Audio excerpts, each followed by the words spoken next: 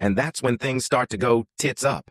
My stomach growls, loudly and angrily. My wife looks at me with inquisitive eyes that seem to say, "Diarrhea?" But I merely clutch my tummy and mumble something about altitude sickness. "You didn't eat a whole cookie, did you?" she asks, 10% in genuine concern and 90% in seething irritation. "Of course not," I respond, avoiding eye contact for the remainder of the car ride. A few minutes later, we are climbing out of her parents' rental car and heading into some trendy farm-to-table restaurant. I don't remember how I made it to my seat, and I don't remember even looking at the menu, but I do remember the concerned look on the waiter's face as he asked me if I was doing all right. "Keep it together, man," I say to myself. But my wife's sudden groan suggests that I may have also said that to the waiter. Things are going downhill fast.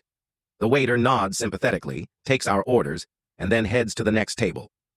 The moment he walks away, my wife is staring daggers at me. I start to worry that the jig is up. "You are sweating from your entire face," she says, with both pity and disgust. Not quite knowing what to do, I reach for my napkin and proceed to blot my cheeks, nose, neck, chin, and forehead. At this point, my wife's mom looks over at me with some concern. "Are you all right?" she asks kindly. "Yeah, the food's just a bit spicy," I reply, far too quickly to realize that we had literally just ordered and that there is nothing on the table except for a basket of dinner rolls. My wife kicks me under the table to grab my attention. "Bathroom, now," she hisses. "Get it together." I reluctantly get up from the table and head for the toilet. After splashing several handfuls of water on my face, I approach a urinal and start to pee.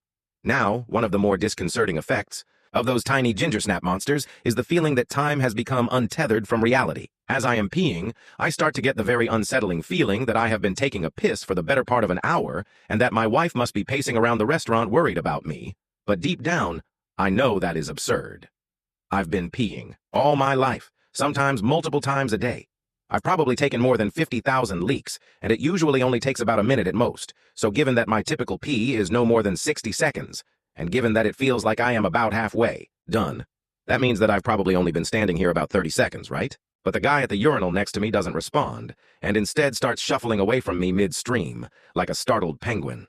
I try, albeit unsuccessfully, to break eye contact. After finally finishing, I again splash some water on my face and return to my seat, making sure to apologize to the table for being gone such a long time, just in case my math was off.